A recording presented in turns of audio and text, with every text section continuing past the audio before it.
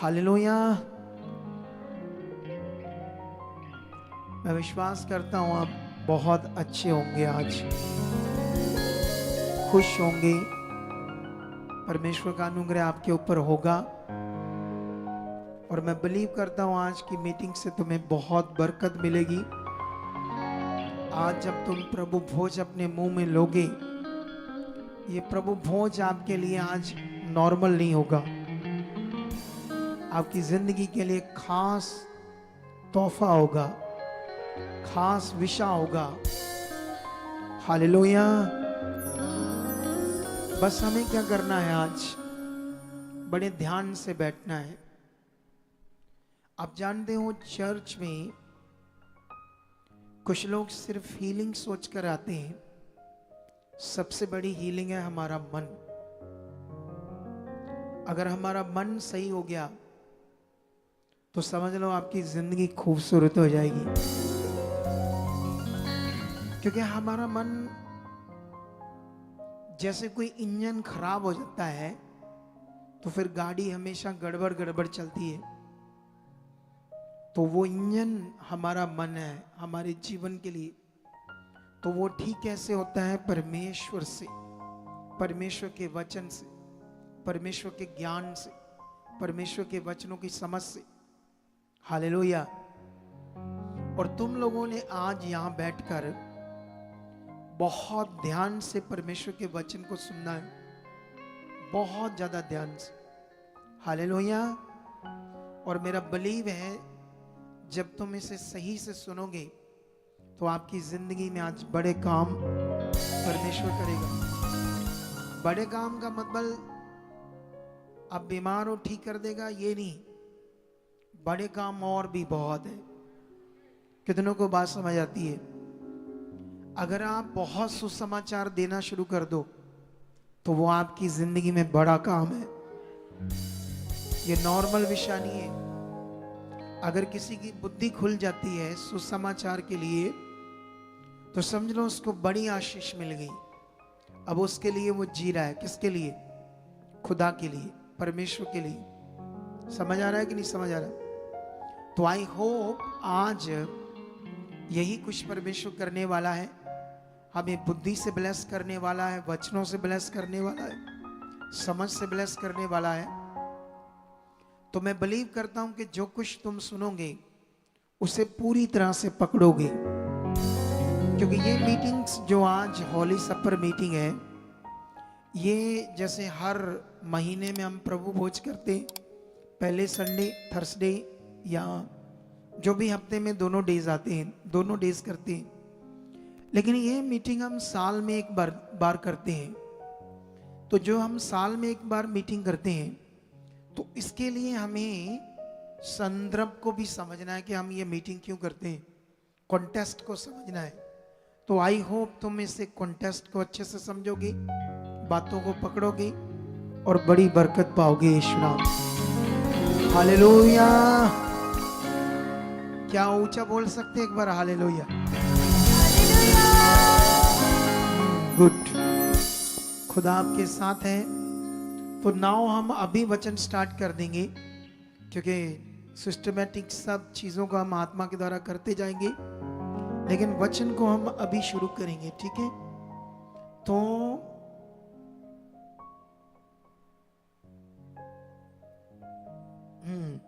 तो मैं बताऊंगा कब। ठीक है? ओके। तो आराम से बैठ जाओ।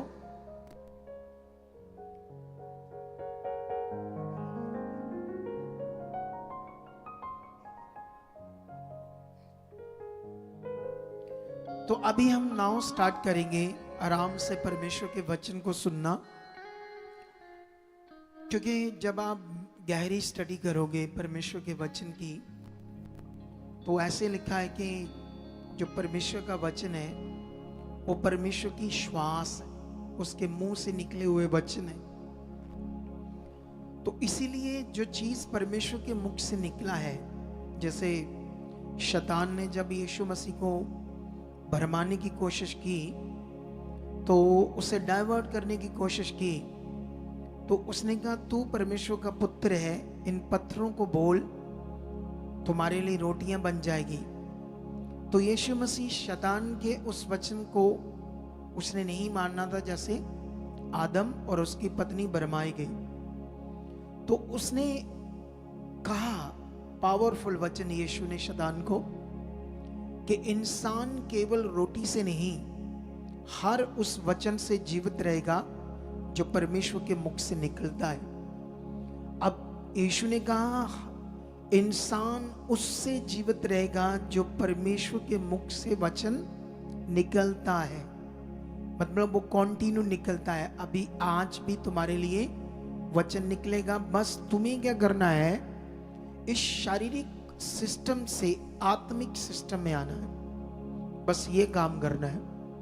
इस तरफ जो शारीरिक सिस्टम है अनाज्ञाकारी वाला, गड़बड़ गड़बड़ गड़बड़, अगर ये सही हो गया तो आप परमेश्वर की पावर को इतना ज्यादा देखोगे कि आप सोच से भी सब कुछ परे होगा। हालेलुया।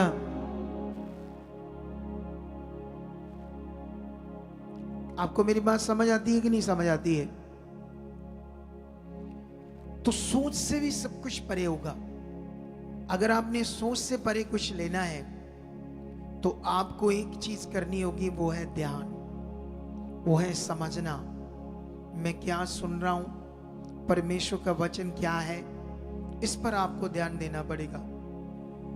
क्योंकि हमारी बुद्धि और हमारी चालाकी से परमेश्वर का काम नहीं होता।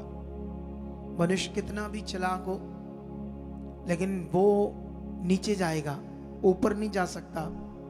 ऊपर जाने के लिए उसे भला मन रखना पड़ेगा, सीधा मन रखना पड़ेगा, स्पिरिचुअली खुदा के साथ सुथरा चलना पड़ेगा। कितनों को बात समझ आती है? क्योंकि जब हम परमेश्वर के साथ चलते हैं तो ये संसार हमारे सामने है। जब संसार हमारे सामने है तो संसार की बहुत सारी चीजें जो दुनिया के पास हम देखते हैं, बड़ी बड़ी गाड़ियां, बहुत सारा गोल्ड, सोना, कपड़े, घर, बहुत सारी चीजें, तो उनको देखकर हमारा भी दिल में लस्ट आती है, मन में आता है हमारे पास हो। तो उससे क्या होता है, मनुष्य फिर चालाक बनता है, चालाक कुछ ऐसी चीजें करता है परमेश्वर में आकर जिसे वो डाउन जाएगा ना, पा नहीं पाएगा। कितनों को बात समझ आती है? अगर तुमने उन सब चीजों को पाना है तो तुम्हें लॉ में रहना पड़ेगा, वचन में रहना पड़ेगा। आई होप जब तुम वचन में रहोगे तो वो चीजें तुम्हारे पीछे आएंगी, ऐसा यीशु ने कहा है। ठीक है, तो नाउ स्टार्ट आज का टॉपिक। आज मैं जो आज का प्रभु भोज है, इसकी फाउंडेशन, इसका नींव तो बताऊंगा आपको, लेकिन उससे पहले मुझे परमेश्वर ने कुछ ऐसे पॉइंट्स दिए खास करके आपके लिए जो मुझे आपके साथ शेयर करने हैं। तो आज मैं सबसे पहले एक वचन पढ़ूंगा। मुझे आज चिंता के ऊपर वचन आपको देना है। किसके ऊपर? चिंता। फिर उसके बाद मैं अपने टॉपिक पर आऊंगा, क्योंकि तुम चिंता शब्द जो है उसके बारे में जो खुदा ने कहा इतना अच्छा नहीं जानते। कितनी खतरनाक चीज है। बाइबल के अंदर हिंदी और पंजाबी में दो तरफ से चिंता के बारे में लिखा है, दो तरह की चिंता। ठीक है, एक चिंता वो जिससे परमेश्वर मना करता है किसे नहीं करना, एक वो चिंता जिसे परमेश्वर कहता करना है। अब इनका डिफरेंस भी समझना है, और इसको क्यों समझना है आज ये मैं आगे जाकर आपको सारा पॉइंट आपको समझ आता जाएगा। तो नाउ हम स्टार्ट करेंगे यहां से परमेश्वर का वचन, बाइबल का पत्रस का पहला पत्रस बुक में जाएंगे और वहां से हम एक वचन को पढ़ेंगे। आई होप तुम्हें शायद दिमाग में आ भी गया हो कि ये कौन सा वचन है। ठीक है, तो ये 5 का, वैसे तो वो 7 वचन है लेकिन हम 6 से शुरू कर देंगे। थोड़ा सा लंबा पढ़ेंगे, इसको मैं सारा पढ़ता हूं आपके लिए। इसलिए परमेश्वर के बलवंत हाथों के नीचे दीनता से रहो, चालाक नहीं, दीनता से, भले मन से। अगर जबरदस्त आगे जाना है तो फिर आपको भला मन पकड़ना पड़ेगा। जैसे बीज बोने में भी कुछ लोग चालाकी करते ना, नहीं बोते, बोने वाला वही बनाएगा तुम्हें। अगर वो तुम्हें 10,000 महीने का बोने वाला बनाया उसने, या 20,000 बोने वाला बनाया तुम्हें, तो वो तुम्हें 1,00,000 रुपया महीने का भी बोने वाला बना सकता है। लेकिन याद रखना, बीज की चोरी की थी यहूदा इस्करियोती ने, और शैतान ने उसे कंट्रोल करके यीशु मसीह को ही बिकवा दिया था। अगर आज कोई बीज की चोरी करता है तो शैतान उसकी जिंदगी में काम करेगा, ये याद रखना। क्योंकि जब हम बोते हैं तो हमें ऐसे फील होता है जैसे मेरा ये जा रहा है, जा नहीं रहा, जिसने दिया वो बढ़ा रहा है। बोने का मतलब आपको बढ़ाएगा, वो बढ़ाएगा, ऐसा लॉ है परमेश्वर का। लेकिन लोगों के बात समझ में नहीं आती। लेकिन हम यहां से फिर से जो वचन को समझना है, इसलिए परमेश्वर के बलवंत हाथ के नीचे दीनता से रहो, चालाक से नहीं, भले मन से, जिससे वह तुम्हें उचित समय पर बढ़ाएगा। मतलब जब तुम अपने आप को उसके बलवंत हाथों के नीचे रखोगे तो वो सही समय सब कुछ राइट करेगा। मतलब इसके लिए आपको पेशेंस रखना पड़ेगा, धीरज रखना पड़ेगा, और खराई से चलते जाना पड़ेगा। ऐसा नहीं आप सोचो मैंने ये पूरा किया, ये पूरा किया, ये वचन किया, अभी ये नहीं हुआ, वो नहीं हुआ। नो, धन्यवाद, हो चुका है। अपने आप को बनाकर रखना है। और आगे 7 वचन जो आज का टॉपिक है वो है, अपनी सारी चिंता उसी पर डाल दो क्योंकि उसको तुम्हारा ध्यान है। सचेत हो और जागते रहो क्योंकि तुम्हारा विरोधी शैतान गर्जने वाले सिंह के समान इस खोज में रहता है कि किसको फाड़ खाए। अब सोचने वाली बात है कि परमेश्वर ने पहले चिंता की बात की कि अपनी सारी चिंता मुझे दे दो क्योंकि मुझे तुम्हारा ध्यान है। फिर परमेश्वर ने, हालेलुया, अगर आप आज ऐसे सुनो जैसे मैं एक्टिव बैठा हूं, कल शाम तक मैं इतना एक्टिव नहीं था, लेकिन अभी मैं एक्टिव हूं। सही समय परमेश्वर ने मुझे छुआ और मैं जबरदस्त एक्टिव हो गया। कितनों को बात समझ आती है? वैसे मुझे परमेश्वर ने बहुत बुद्धि दी है रियल में। ये बुद्धि मेरे पास तब थी जब मैं यीशु मसीह को नहीं भी जानता था, लेकिन जब मैं यीशु में आ गया तो ये बढ़ती गई। अभी ये और ज्यादा बढ़नी है, और ज्यादा। कितनों को बात समझ आती है? लेकिन अभी यहां पर चिंता के बाद परमेश्वर ने जकदम शैतान की बात क्यों की? इसका मतलब, इसका कनेक्शन बड़ा खतरनाक है चिंता का। हम लोग, आप लोगों में से कोई ऐसा जान नहीं है जो चिंता नहीं करता। इतनी खतरनाक चीज को आप करते रहते हो, लेकिन आपको इसकी ज्यादा समझ नहीं है। तो मुझे इसकी समझ आपको आज देनी है, क्योंकि इसी के लिए मुझे परमेश्वर ने अपॉइंट किया है, आपकी लाइफ के लिए, आपकी बेस्ट के लिए। जितनी आपकी बड़ी गवाहियां होगी उतनी मुझे ज्यादा खुशी होगी। तो इससे आप अपने मन को राइट कर लो कि जब अगुए की यही डिजायर है कि आपकी जिंदगी आगे जाए, आप उत्तम जीवन पाओ, आप बेस्ट लाइफ हो, आपकी बीमारियां खत्म हो जाए, हालात खत्म हो जाए, ये मेरी सबसे बड़ी डिजायर। अब सोचने वाली बात है, जो चीज सबसे बेस्ट चीज जो मैं चाहता हूं, जो मेरी डिजायर है, तो मैं क्यों नहीं चाहूंगा आपकी जिंदगी में हो? तुमने हमेशा ये वचन याद रखना है कि परमेश्वर के दास को तो इतनी खुशी मिलती है हमारे भले के लिए, तो वो तो चाहेंगे हमारा भला हो। लेकिन कहां गड़बड़ है? मुझे और सीखना चाहिए, मुझे और समझना चाहिए, मुझे और ध्यान देना चाहिए। ताकि हम बहुत आगे बढ़ जाएं। इसीलिए परमेश्वर ने चिंता के बाद एकदम से शैतान की बात की, वो तुम्हें फाड़ खाएगा। इस खोज में है तो कितना ये कॉन्टेस्ट में वचन दिया है, संदर्भ में वचन दिया है अंडरस्टैंड करने के लिए, जो तुम्हें ध्यान देना होगा। और साथ में हम आगे बढ़ते हैं, विश्वास में दृढ़ होकर ये जान करके उसका सामना करो कि तुम्हारे भाई जो संसार में ऐसे ही दुख सह रहे हैं, अब परमेश्वर जो सारे अनुग्रह का दाता है, जिसने तुम्हें मसीह में अपनी अनंत महिमा के लिए बुलाया, तुम्हें थोड़ी देर तक दुख उठाने के बाद आप ही तुम्हें सिद्ध और स्थिर और बलवंत करेगा। उसी का साम्राज्य युगाना युग रहे। सब कलीसिया उच्चा बोले हालेलुया, जोर से बोलो हालेलुया। अब ये शब्द जो है चिंता, यहां पर जो यहां पतरस की बुक में दिया है, अगर तुम इसको इंग्लिश में पढ़ोगे तो ये शब्द है एंजाइटी। कौन सा शब्द है इंग्लिश का? तुम्हें ये शब्द, हमारे लिए तो हिंदी में जस्ट चिंता है, लेकिन जो इंग्लिश समझते हैं उनके लिए ये शब्द है एंजाइटी, जिसका मीनिंग क्या होता है आप जानते हो? जब किसी को एंजाइटी हो जाती है तो वो और बीमार होना शुरू होता है।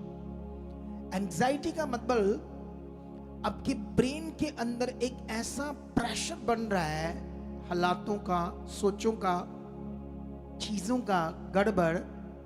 आप जानते हो जब किसी को ये चीज होती है, एंजाइटी जब होती है किसी इंसान को, दिमाग की चिंता होती है, तो सबसे पहले उसके कहां असर होना शुरू होता है। सबसे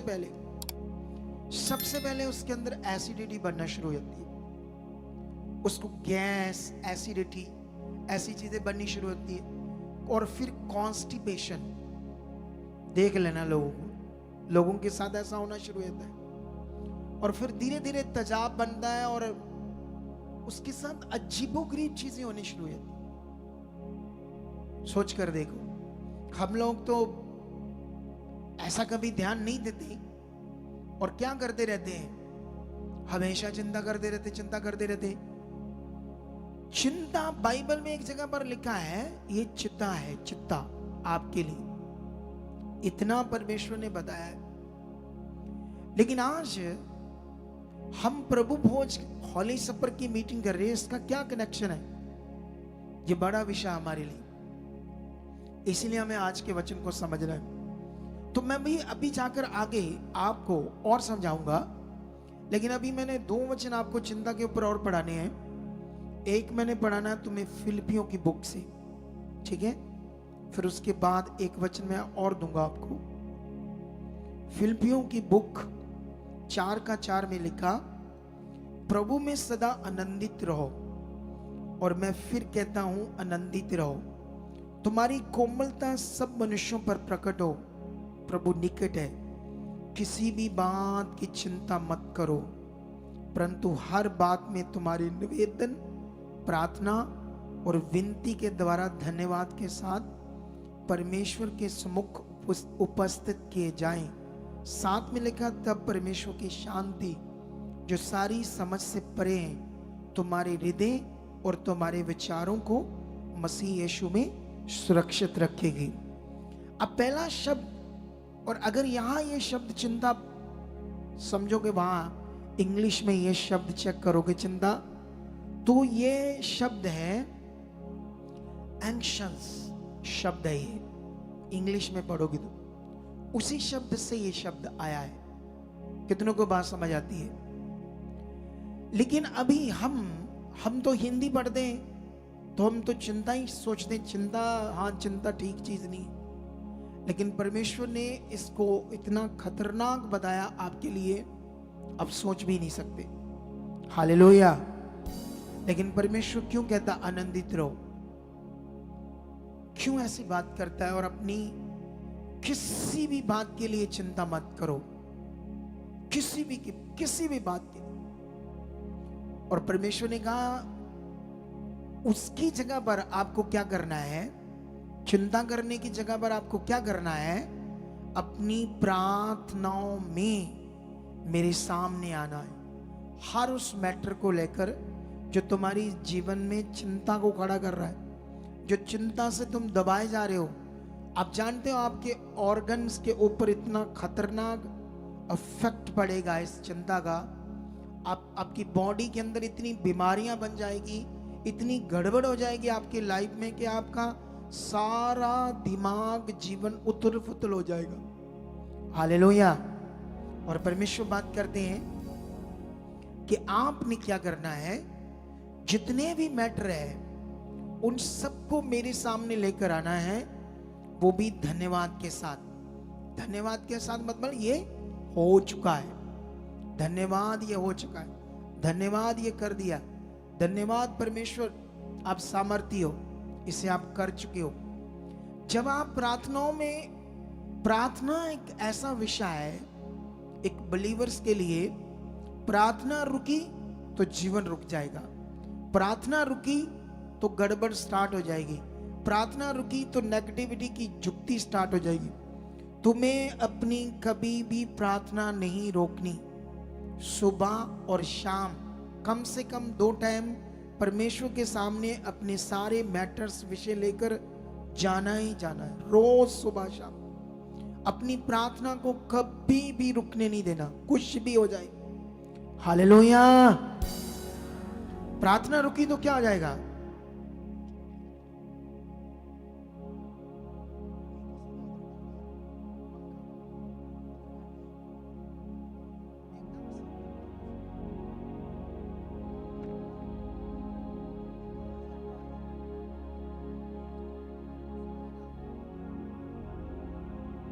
ओके, तो अभी हम ध्यान देंगे, अगर आप मत्ती के वचन में जाओगे, मत्ती 6 का 25, 26, 23, 28, 29, 30 यहां तक, तो जानते वहां पर क्या लिखा है? इधर ध्यान दो, वहां पर भी ये बात लिखी है।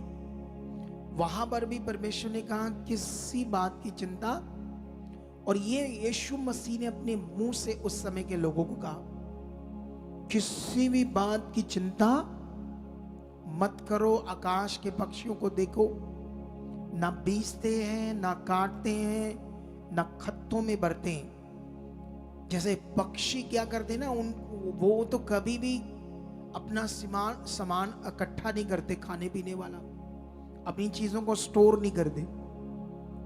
मनुष्य तो करता है, बोलो, हम तो अपना सारी चीजें स्टोर करके रखते हैं या नहीं? महीने भर का राशन स्टोर करके रखते हैं या नहीं करते? लेकिन यीशु मसीह ने कहा इन पक्षियों को देखो, ये ना बीजते हैं, मतलब ये खुद से खेती नहीं करते, खुद से ये खत्तों में नहीं भरते, स्टोर नहीं करते चीजों को। तो यीशु ने कहा उन्हें खाने के लिए कौन देता है?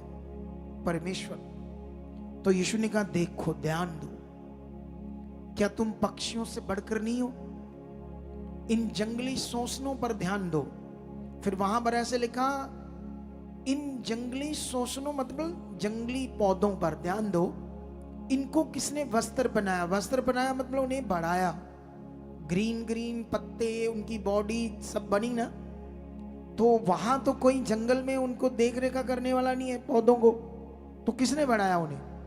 उन पौधों को किसने बढ़ाया? जीवित परमेश्वर ने। ठीक है, लेकिन यीशु मसीह ने कहा इन जंगली शोषणों की तरह सुलेमान भी वस्त्र पहने हुए नहीं था, उसको वस्त्र किसने बनाया? मतलब वो बहुत नॉर्मल था, वो राजा नहीं था, उसकी कोई वैल्यू नहीं थी, उसको मैंने वैल्यू दी, मैंने उसे बुद्धि दी, मैंने उसे बढ़ाया, मैंने उसे ऊंचा किया। अब वचन जो यीशु मसीह के मुंह से आया है, ये ऐसी चीज नहीं। इधर देखो,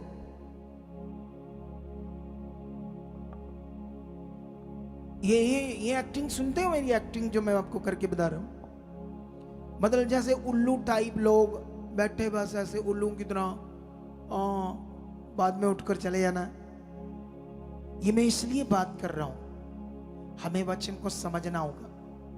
हालेलुया। अब यीशु मसीह ने जो वहां भी शब्द यूज किया वो सेम शब्द है, एंग्जाइटी शब्द, जो एंग्जाइटी से आया है।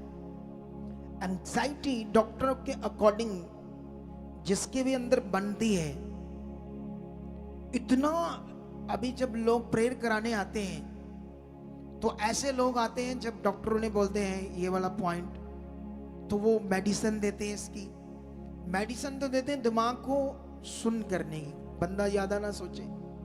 ना तो डिप्रेशन और ना एंजाइटी की कोई दवा है, ना कोई मेडिसिन है, सिर्फ वो दिमाग को स्लो करते हैं, सुन करते हैं। ऐसे दवाई से, ऐसे जैसे नशा हो जाता है ना ब्रेन को, ऐसी चीज करते हैं ताकि बंदा उस चीज को ज्यादा मत सोचे। डॉक्टर तो बस इतना कर सकते हैं, लेकिन उससे दूर नहीं कर सकते, उस प्रॉब्लम को दूर नहीं कर सकते। हालेलुया। आपको समझ आया? ये इतना खतरनाक विषय है चिंता हमारे लिए, और ये शैतानी चीज है, शैतान का सिस्टम है जिसमें शैतान काम करता है। अब तुम्हें फैसला लेना है, तुम्हें विश्वास से चलना है, परमेश्वर की मर्जी को पूरा करना है, उसकी आज्ञाओं को पूरा करना है। जो परमेश्वर के पास मेरे लिए सब कुछ है, उसने मेरे लिए सब कुछ पूरा किया है, मुझे उस पर ध्यान देना है, या फालतू में फालतू बातों पर चिंता करनी है। कितनों को बात समझ आती है? लेकिन अभी ये चिंता के लिए तो मैंने तुम्हें समझा दिया ये कितनी खतरनाक है। लेकिन अभी 2 वचन और पढ़ते हैं हम हिंदी में, ठीक है? सॉरी, फिलिपियों की एक बुक में जाएंगे पहले हम, फिर उसके बाद इब्रानियों में भी आएंगे। फिलिपियों का 2:4 में ऐसे लिखा है, हर एक अपने हित की नहीं वरन दूसरों के हित की भी चिंता करे। ये शब्द जो चिंता है, हमारे लिए तो चिंता है हिंदी में, पंजाबी में, लेकिन इंग्लिश में पढ़ोगे तो इंटरेस्ट, दूसरों के लिए इंटरेस्ट लेना, उनके अच्छे के लिए, उनके भले के लिए, ये परमेश्वर ने कहा है, ये अच्छी चीज परमेश्वर ने बताई। लेकिन अभी एक वचन और पढ़ते हम इब्रानियों में, ताकि हम इस वचन से भी एक चीज सीख सके। उसके बाद मैं आपके टॉपिक अच्छे से समझाता हूं। 10:24 में लिखा है इब्रानियों, और प्रेम और भले कामों में उकसाने के लिए हम एक दूसरे की चिंता किया करें। तो ये जो चिंता है यहां पर, अगर इंग्लिश में पढ़ोगे तो ये शब्द कंसिडर है, समझते हो? कंसिडर मतलब उस चीज में ध्यान देना। हालेलुया। अब परमेश्वर क्या बात कर रहे हैं, जिसको हिंदी पंजाबी में चिंता करके लिखा है, मतलब ये अब आत्मिक चिंता है, दूसरों के भले के लिए, दूसरों के अच्छे के लिए। हालेलुया। जैसे मान लो ये दुनिया है, जो तुम्हें ये पता होना चाहिए सबसे पहले कि जो अपने पाप से उद्धार नहीं पाएगा, जो यीशु मसीह को अपना प्रभु नहीं ग्रहण कर पाएगा, उसे नहीं जान पाएगा कि वो ही सिर्फ मुक्तिदाता है। वचन में लिखा, आकाश और पृथ्वी के नीचे कोई दूसरा नाम। अगर ये नाम शब्द को पढ़ोगे ओरिजिनल टेक्स्ट में, यूनानी में, तो ये अनोमा है। अनोमा का मतलब कैरेक्टर है। परमेश्वर का एक ऐसा कैरेक्टर पृथ्वी के ऊपर, बाइबल में लिखा, आकाश और पृथ्वी के नीचे परमेश्वर का एक कैरेक्टर, कोई दूसरा कैरेक्टर नहीं है जिससे तुम उद्धार पा सको। हालेलुया। अब जो लोग उद्धार नहीं पाए, मान लो आपके घर में आप मम्मी डैडी बिलीव करते हो, बच्चे नहीं करते, सोचो आपके बच्चों का क्या होगा। अगर आपके बच्चे, 2 बच्चे बिलीव कर रहे, मम्मी डैडी नहीं कर रहे, कुछ भाई बहन नहीं कर रहे, तो उनका क्या होगा? अगर आप उन्हें सच्ची में प्यार करते हो तो उनके लिए प्रेयर करो, उन्हें बचाने के लिए, ताकि उनका रूह बचे। अभी आप जानते हो हमारे देश में जो हमारी सरकार है, उन्होंने एक लॉ बनवा दिया है सुप्रीम कोर्ट से, सुप्रीम कोर्ट में एक कोर्ट लॉ बन गया है क्रिश्चियंस लोगों के ऊपर कि जो भी एससी और एसटी लोग होंगे, अगर वो यीशु मसीह को ग्रहण करेंगे तो उन्हें ये फैसिलिटी नहीं मिलेगी एससी एसटी की। कितने लोगों को चाहिए फैसिलिटी एससी की एसटी की? चाहिए फैसिलिटी या परमेश्वर चाहिए? उनको क्या पता बेचारों को ये लोग तो अपनी जान दे देंगे, ये उनको फैसिलिटी से क्या मतलब है। वो अपनी लड़ा रहे बातें कि शायद हम इन्हें रोक देंगे। कोई नहीं रोक सकता, ये बढ़ेगा, परमेश्वर का काम बढ़ेगा और परमेश्वर के लोग बढ़ेंगे। हालेलुया। अरे जब देशों ने, सरकारों ने हमें कोई जीवन नहीं दिया तो आज कोई फैसिलिटी हमें क्या देगी? हमें सबसे बड़ी फैसिलिटी मिलेगी तो किससे? परमेश्वर से। अब तुम्हें यह समझना होगा इस विषय को आज जो मैं अभी तुम्हें समझा रहा हूं। चिंता हर इंसान कर रहा है क्योंकि इसके बारे में अच्छा वो जानता नहीं। ये इतना गंदा वायरस है कि आपके जीवन को खत्म कर देगा। और मैंने खुद भी इसका अनुभव किया है चिंता करके। मैंने खुद भी इतना आपकी लाइफ को सुखा देगा ये विषा, आपकी जिंदगी में इतनी गड़बड़ कर देगा ये विषा, आपकी जिंदगी में इतनी चीजें खराब कर देगा ये विषा कि आप सोच भी नहीं सकते। हालेलुया। इसीलिए तुम्हें आज से ये समझना है, क्योंकि जैसे हमारे सामने मैटर तो होंगे, बच्चों के हो सकते हैं और भी कई हो सकते हैं, कई तरह के हो सकते हैं, बिजनेस को लेकर, पैसे को लेकर, सेहत को लेकर, है ना, सेहत, हेल्थ। क्योंकि बहुत सारे लोग तो अपनी हेल्थ से परेशान रहते हैं, क्योंकि जब बीमारियां होती है अंदर तो बड़ी गड़बड़ होती है। मनुष्य को चैन नहीं आता, खुशी नहीं आती, हमेशा परेशान रहता है। कई सारे विषय होंगे, कई सारे विषय, लेकिन परमेश्वर ने कहा इन सारे विषयों में तुमने क्या करना है? प्रेयर में मेरे सामने आना है, वो भी धन्यवाद के साथ। तुम्हें इस लॉ को अपने जीवन में बनाकर रखना होगा। इस वचन को आप लोग, फिलिपियों के वचन को लिख लो। इस पर मैं कैलेंडर बनाने वाला हूं इन लोगों को देने के लिए, ये वचन और साथ में एक्सप्लेन, ताकि इनके घर में ऐसे पोस्टर, कैलेंडर होने चाहिए जो हम छपवाएंगे। जब जब मैं बोलूंगा वो सारे हम छपवाते जाएंगे, आप लोग अपने घरों में लगाते जाओ और उन बातों पर अपना फोकस बनाकर रखो, ताकि एक बड़ी जिंदगी जिसको यीशु हमें देने आया पृथ्वी के ऊपर, उसे हम पाए। हालेलुया। यीशु का शब्द देहधारी होना, कुंवारी कन्या से पवित्र आत्मा के द्वारा यीशु का पैदा होना। सोचो, जैसे अभी मैं एक उदाहरण देता हूं।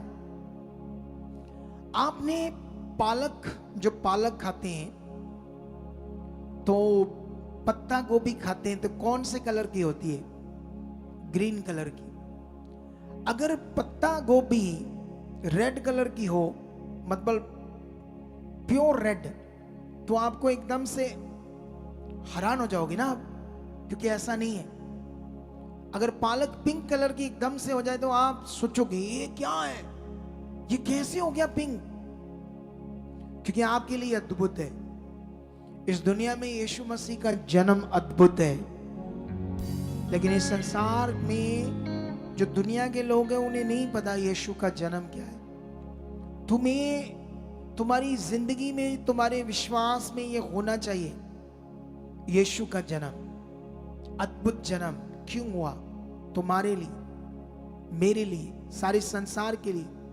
वचन में लिखा, परमेश्वर ने जगत से ऐसा प्रेम रखा कि उसने अपना इकलौता पुत्र जगत के लिए दे दिया। हालेलुया।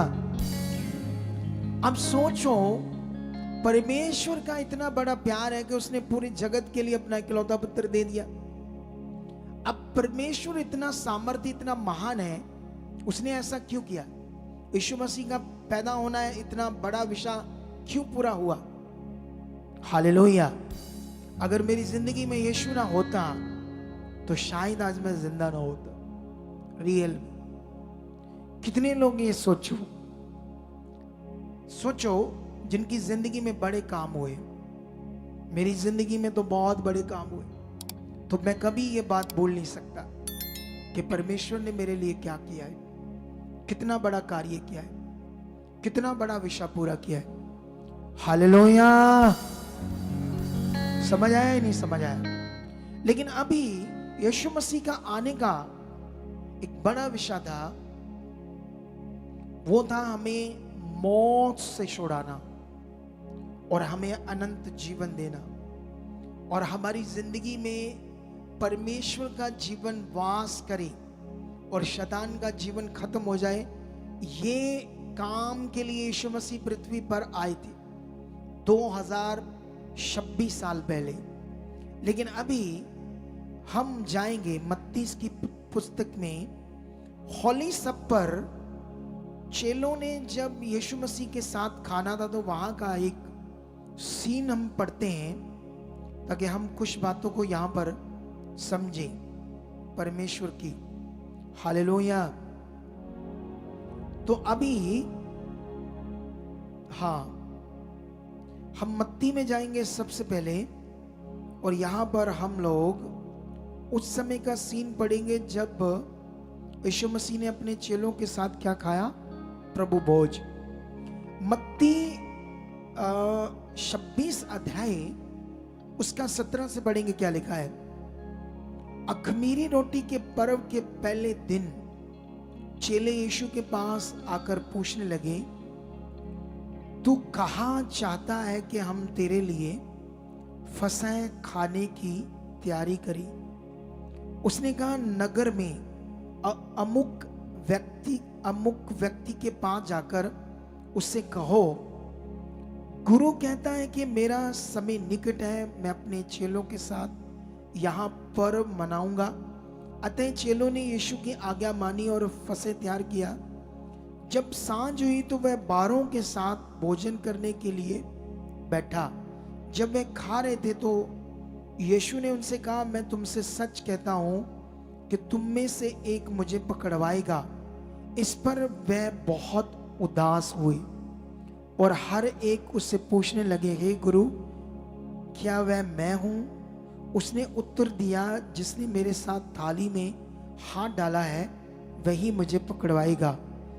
मनुष्य का पुत्र तो जैसा उसके विषय में लिखा है जाता ही है, परंतु उस मनुष्य के लिए शोक है जिसके द्वारा मनुष्य का पुत्र पकड़वाया जाता है।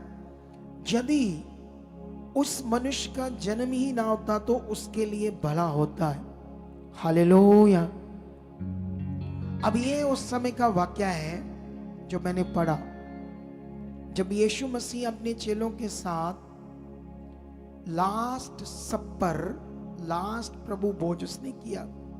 उसके बाद वो क्रॉस पर चढ़ गया, पकड़वाया गया। तो फिर उसके बाद उसने चेलों के साथ प्रभु भोज नहीं किया, अपना काम पूरा करके वो स्वर्ग चला गया।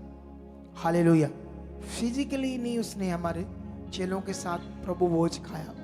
ठीक है, इसमें क्या क्या हमारे लिए समझ है जो हमें समझनी है आज, क्योंकि ये समझना क्यों हमारे लिए जरूरी है, क्योंकि यहां पर एक आज्ञा है, एक विषय है जो चेलों के साथ यीशु मसीह ने पूरा किया। और इसे जब और पढ़ोगे तो यीशु ने कहा, जब तक मैं नहीं आता इसे तुम करते रहना, ऐसा करके चेलों को आज्ञा दी। लेकिन अभी इसको मैं लूका में भी पढ़ना चाहता हूं, इसी सेम वाक्य को, ताकि हम और थोड़ा सा समझ सकें। ठीक है, अच्छा वाला। हालेलुया। तो यहां पर 22 का 7 में लिखा है, लूका, जब अख़मीरी रोटी का पर्व का दिन आया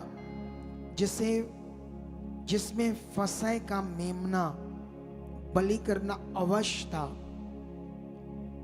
पुराने नियम में जो फसह का पर्व था उसमें क्या करते थे, एक मेमना, निर्दोष मेमने को काटा जाता था, उसको बलि किया जाता था और उसे खाया जाता था। यह ऐसा फसह का पर्व था। ये मेमने का दृष्टांत था यीशु का जीवन। हालेलुया। शुरुआत में फिजिकल सिस्टम से स्टार्ट करके उसको रियल सिस्टम से पूरा किया गया कि जो यीशु मसीह परमेश्वर का निर्दोष मेमना है, वो हमारे लिए बलिदान हुआ, हमारे लिए फसा बलिदान हुआ। हालेलुया। परमेश्वर ने उस कानून को पहले से लागू कर दिया जिसे वो रियल में पूरा करके हमेशा के लिए इंसान को अनंत जीवन देगा, और आप उसके मंदिर बन जाओगे और परमेश्वर आप में वास करेगा।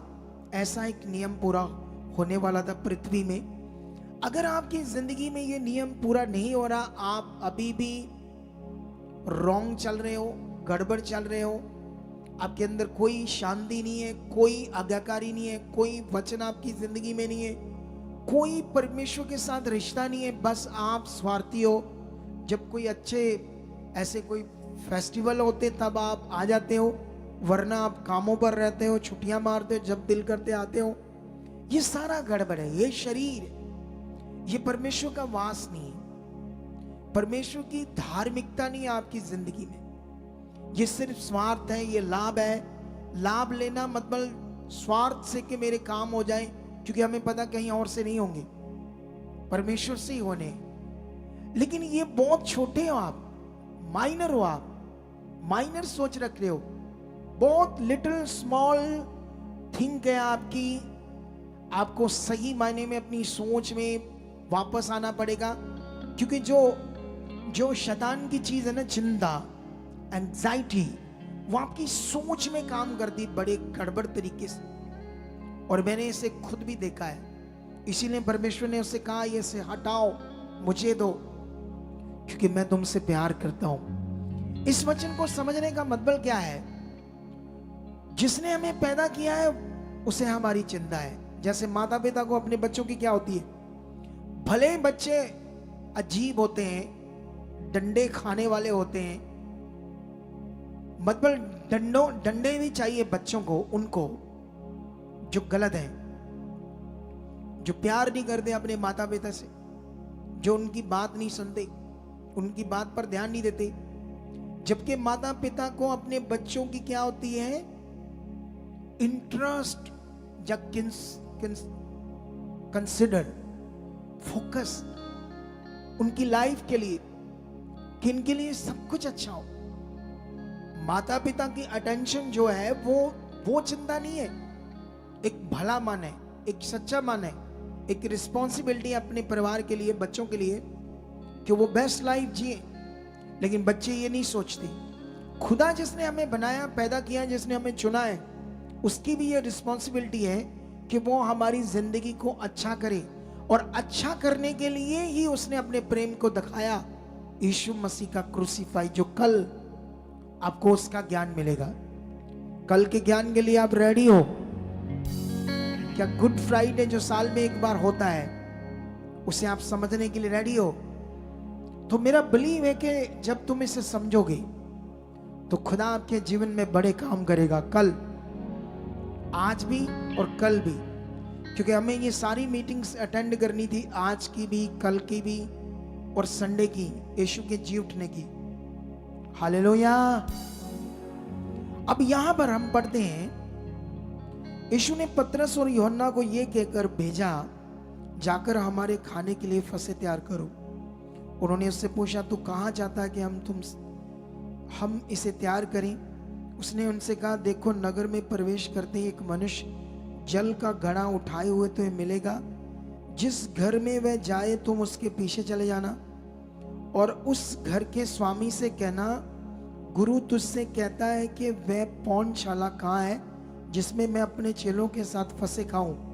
वह तुम्हें एक सजी सजाई बड़ी अटारी दिखा देगा, वही तैयार करना। उन्होंने जाकर जैसा यीशु ने कहा था वैसा ही पाया और फंसे तैयार किया।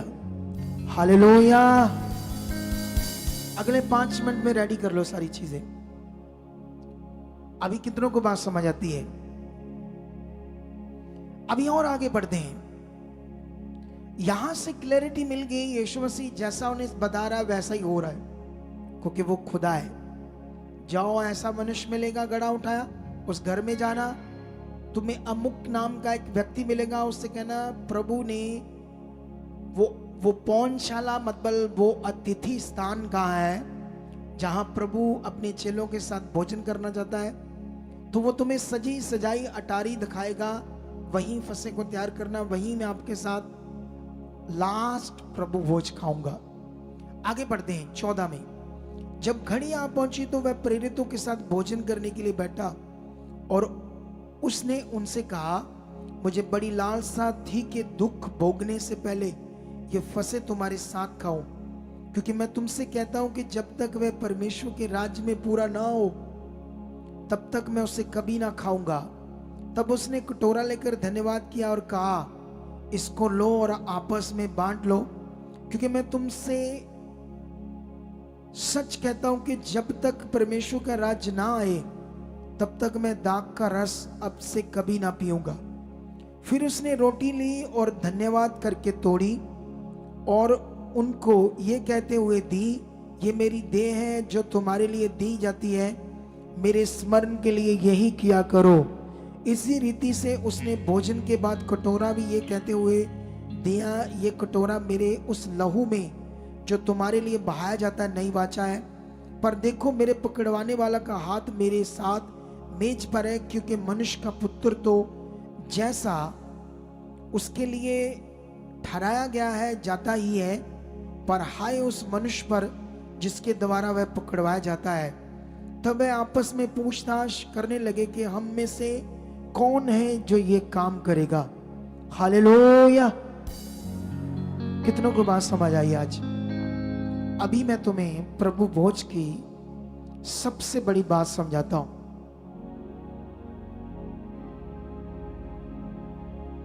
आंखें बंद करो और हाथों को उठाओ।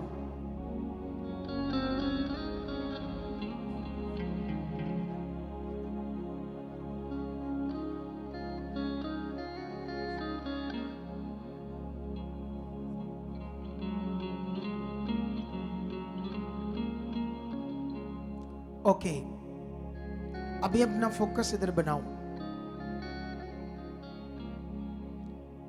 ये प्रभु भोज क्या है? रोटी।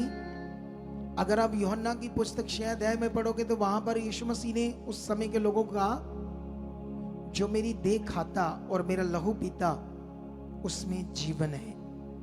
कितनों को बात समझ आती है?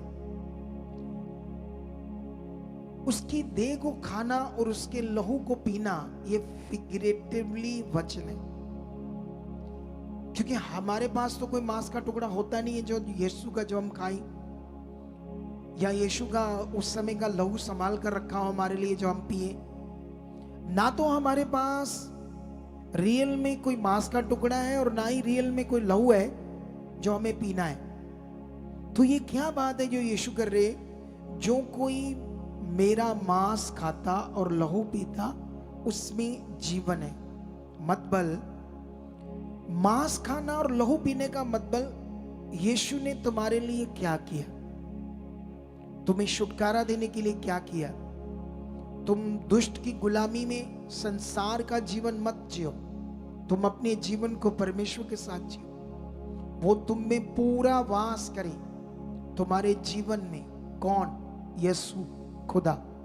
अगर वो हमारे जीवन में वास नहीं कर रहा तो उसका कारण हम हैं, हमारी सोचें हैं, हमारा शारीरिक जीवन है। हम स्वार्थी हैं और मतलबी हैं।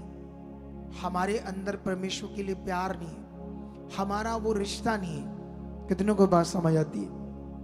क्योंकि परमेश्वर के साथ चालाकी नहीं चलती, भला मन चलता है, अच्छा मन चलता है, विश्वास चलता है, जबरदस्त विश्वास चलता है।